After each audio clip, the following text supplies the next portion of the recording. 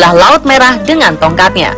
Saat itu Nabi Musa bersama pengikutnya Bani Israel lari menyelamatkan diri dari kejaran Fir'aun dan bala tentaranya. Berkat mukjizat ini, mereka selamat, sementara Fir'aun dan bala tentaranya tenggelam. Kisah ini telah berlalu selama ribuan tahun yang lalu. Umat beragama, khususnya umat Islam, meyakini kisah Nabi Musa membelah lautan ini berdasarkan kitab suci Al-Quran. Namun, masih ada sebagian orang yang menganggapnya sebagai cerita belaka yang tidak bisa dibuktikan secara ilmiah. Benarkah demikian? Ya, di zaman Nabi, berbagai cerita atau kisah bukti kekuasaan Allah Subhanahu wa Ta'ala ditunjukkan melalui mukjizat yang diberikan kepada para nabi. Dan peristiwa seperti lautan yang terbelah menjadi dua terdengar seolah tak masuk akal dan mustahil terjadi di zaman sekarang.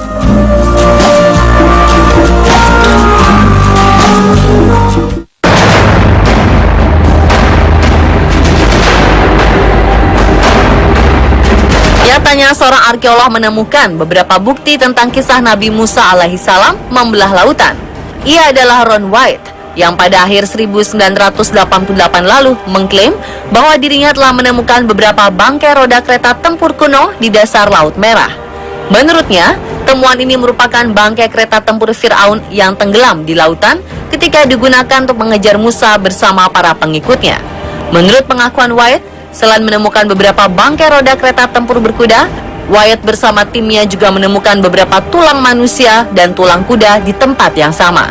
Penemuan ini tentunya semakin memperkuat dugaan bahwa sisa-sisa tulang belulang ini merupakan bagian dari kerangka para bala tentara Fir'aun yang tenggelam di Laut Merah. Apalagi dari hasil pengujian yang dilakukan di Stockholm University terhadap beberapa sisa tulang belulang yang berhasil ditemukan, terbukti bahwa struktur dan kandungan beberapa tulang telah berusia sekitar 3.500 tahun. Sedangkan menurut sejarah, kejadian pengejaran ini terjadi dalam kurun waktu yang sama. Selain itu, ada suatu benda menarik yang juga berhasil ditemukan, yaitu poros roda dari salah satu kereta kuda yang kini keseluruhannya telah tertutup oleh batu karang. Sehingga untuk saat ini, bentuk aslinya sangat sulit untuk dilihat secara jelas.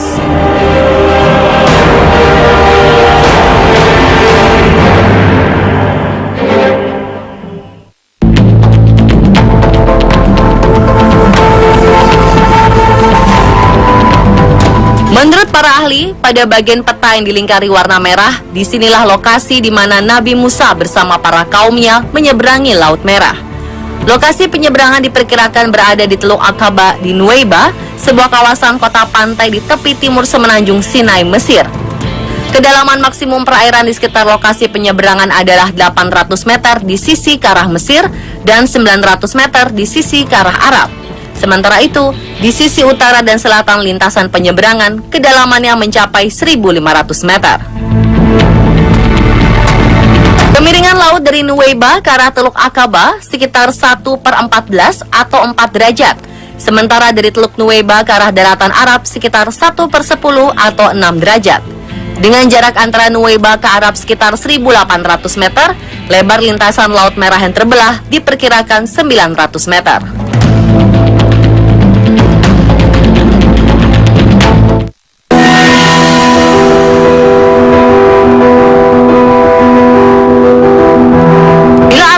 Ron White menemukan beberapa benda bukti nyata kebesaran Tuhan akan kisah Nabi Musa membelah lautan, sekelompok ilmuwan lain yang melakukan sejumlah penelitian akhirnya mereka berani mengatakan bahwa keajaiban laut terbelah dalam kisah terkenal mukjizat Nabi Musa ini merupakan fenomena alam. Seperti dilansir Daily Mail, Rabu 22 September 2010, sekelompok ilmuwan dari National Center for Atmospheric Research di Colorado, Amerika Serikat menemukan bahwa air laut yang tersibak itu adalah akibat gerakan angin.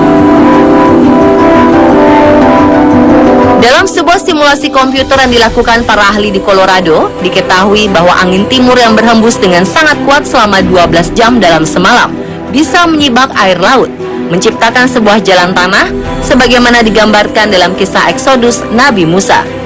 Sedikit berbeda dengan deskripsi lokasi di kitab suci, para ilmuwan ini meyakini bahwa lokasi keajaiban bukan di Laut Merah, melainkan di lokasi di dekatnya, yakni delta Sungai Nil, di mana sebuah sungai kuno menyatu dengan laguna.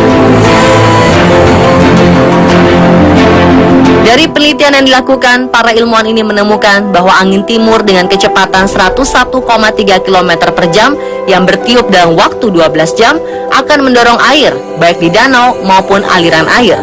Proses ini akan menciptakan jalan tanah lumpur sepanjang 3,2 km dan lebar 4,8 km selama 4 jam. Saat kecepatan angin turun, air akan kembali ke posisi awal, mirip fenomena pasang surut. Dalam Journal Public Library of Science 1, para ahli menguraikan bahwa siapapun yang terdampar dalam lumpur ini sesudah angin melemah akan berisiko tenggelam. Ketua tim peneliti ilmuwan bernama Carl Drew mengatakan bahwa membelah lautan dalam kisah Nabi Musa dipandang masuk akal dalam hukum fisika. Ia menjelaskan, membelahnya laut bisa dipahami melalui dinamika fluida. Angin menggerakkan air dengan cara yang sesuai dengan hukum fisika, menciptakan jalan aman dengan dinding air di dua sisi, lalu air itu runtuh dan menenggelamkan jalan. Simulasi komputer juga menunjukkan tanah kering bisa terlihat di dua lokasi terdekat selama badai angin.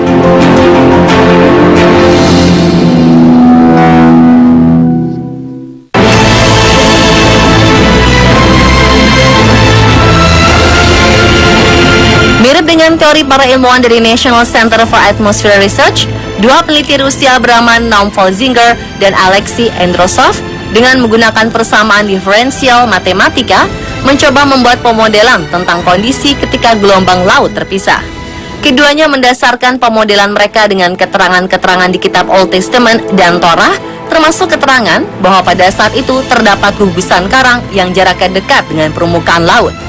Dalam pemodelan hidrodinamik, diadakan simulasi beberapa kecepatan angin yang diperlukan dan kekuatan badai yang dibutuhkan, agar gugusan karang tersebut kering pada saat laut surut.